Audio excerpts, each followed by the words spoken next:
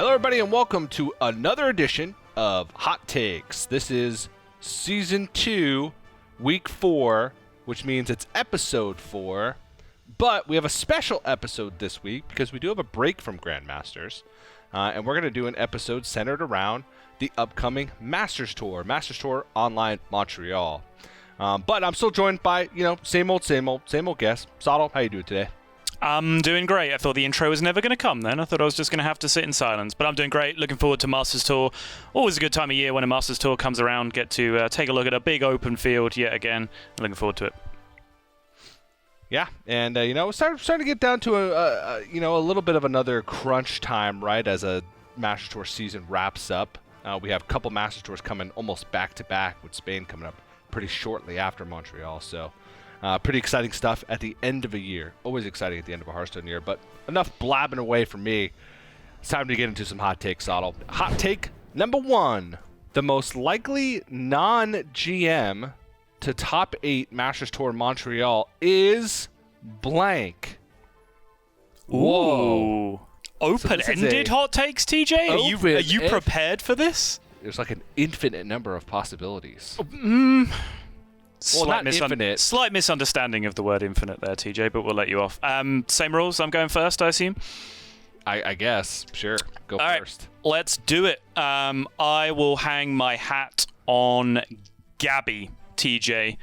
The ladder god himself, the new French terror tearing up the ladder. He is rank 1 legend at will, and I think, if anything, it's quite easily demonstrated that players who can absolutely dominate the ladder standings time after time after time again eventually evolve into top-tier competitive players. I think Gabby is absolutely no different. I think he grinds an enormous amount of Hearthstone. I think the work ethic is there. I think the skill is there. He just needs to get a bit of a better handle on, lineup preparation, tournament metagames, all that kind of stuff. And I think this is the one where I think he's going to get it right, and he's going to have a crushing performance.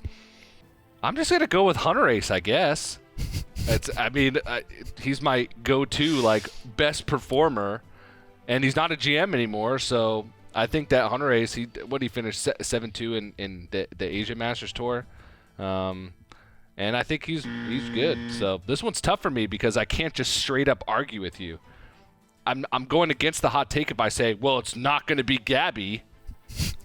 So my answer is Hunter Ace, but Sottle, you're dumb.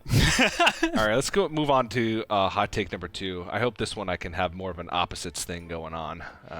The best performing archetype for Masters Tour Montreal will be blank. Oh, another fill in the blank. Can we get a connect the dots or something easier? It's not how the game is played, TJ.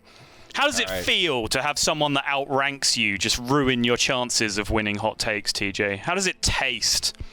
Terrible. All right, go ahead. I will take the obvious answer for this one, which is Tempo Mage, TJ. Of course, Masters Tour Montreal will be played fresh after the new balance patch, in which many of the top decks are being touched, but Mage is not. Mage is already arguably the strongest deck in the format. I think if you don't want to dig too far into next levels of, which now mediocre decks get better just based on the nerf, I think if you just take it head on and say which deck benefits the most, probably just Tempo Mage. It's insane now, and it's going to be pretty much the same, if not better, going into Masters Tour Montreal. So I think it'll be the best performing archetype. Maybe it gets banned, but I think I can fit that into the definition if it's the deck that just gets banned the most. You know what, Sottle? I'm gonna take one from left field here. I'm gonna say Shaman. Woo! Shaman getting a buff, maybe not a substantial one, but a 5/5. 5/5s are good, right? But the biggest reason why is because Shaman's probably not going to be represented that much. And so it's either going to perform really badly or really well because it's only going to have a very small sample size. So if only a couple players bring Shaman and their Shaman just happens to do really well, then it's the best performing archetype. There's no limitations on this hot take of sample size or anything other than just straight up best performer. So I'm going to say Shaman, and I think Mage is a really bad answer. It's a risky strat, TJ, but I respect it. It does happen. You do often just see a deck not being brought, and then one player just hits top 8 out of like the 2 people that brought it, and suddenly it's the highest win rate in the tournament. Smart. I like the way you approached it. Not bad. I would give an honorable mention, and maybe we can, go in together on this honorable mention. Okay. We can combine and say Hunter. Because, even though this patch is not the biggest balanced patch, Hunter usually thrives after a balanced patch because it thrives on decks that aren't optimal. So maybe, and board control looked great on Face Hunter in Europe Grandmasters this week. He did. So I think, you just jam some Face Hunter, best performing archetype. You want to go in on that hot take a little bit? I do, actually. That was when it was revealed. That was my second instinct, and I decided to go with Mage. I think Hunter was the riskier pick, but I do actually agree with you. I think it'll perform very well. I think it's being a little bit underrepresented right now, and I think with some of the other fast decks getting hit, it might just have a little spot. All right, teamwork. I like it. It's the episode where different formats. It's about a Masters tour, not about Grandmasters. We're teaming up to find the best answer, the best solution. This is cool. All right, final hot take. Other than Europe, the region that will perform the best this weekend will be blank. Okay, so other than Europe. So if we're going by just how we divvy up Hearthstone regions. Yes. The ones left are Asia Pacific, China, and Americas. And the correct answer, TJ, is China. They are growing in strength as a region. I think we're even past the point now where we can even go with the narrative of, it's a surprisingly strong result from the Chinese players. They usually don't do that well. I think, they've benefited from the Masters Tour now being online, just because there's so much more availability for them to play and we get greater numbers of them. I think they have a very, very grueling, ongoing but competitive circuit, which is keeping them sharp in ways that other regions are not quite doing so. And I think their play just continues to improve and improve day on day, week on week, month on month. I think they are a region full of incredibly good players right now. Whew. All right. Well, the hot take is, other than Europe, the region that will perform the best this weekend will be blank. It's pretty vague, leaves me with a lot of room for interpretation.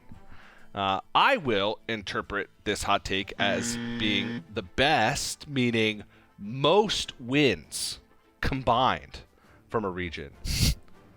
Okay. There are just less Chinese players playing in these Masters Tour online events than there are Americas and Asia Pacific players.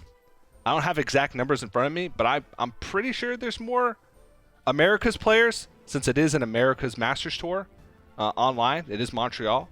So I'm going to go and say total combined number of wins across the 3 remaining regions is going to be Americas, and China isn't even going to be close.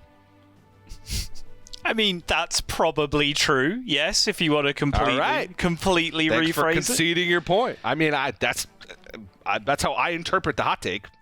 I am the host of the show. Abar, who's our producer, his voice doesn't appear on the show, so he can't even tell us how he meant to for the tweet or for the hot take to be interpreted. So we'll just have to go with that. Yeah, again, TJ, loophole after loophole. What are we going to do with you? Well, that concludes hot takes. This was an interesting one. It actually took some critical thinking skills, which I sorely lacked, which was difficult. And even though I think that I got the better of you on some of these hot takes, so I think I'm just going to give you the win. Okay. I mean, realistically, we can't score this until the Masters Tour happens, right? Like, a good host here would end this with some kind of hook that if the viewers want to find out who wins, they have to watch the Masters Tour and keep score for themselves, and then they'll be able to find out. Because we have no way of scoring, right? Is that not accurate?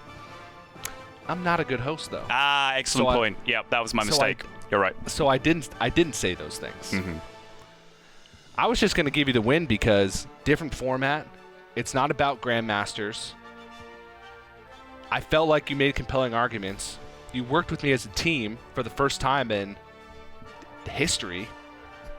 I just felt good about our rapport, and I wanted to give you a win. But you know what, Saddle? You're right. We can't score this yet. We have no idea, and so we're gonna put this one on the line.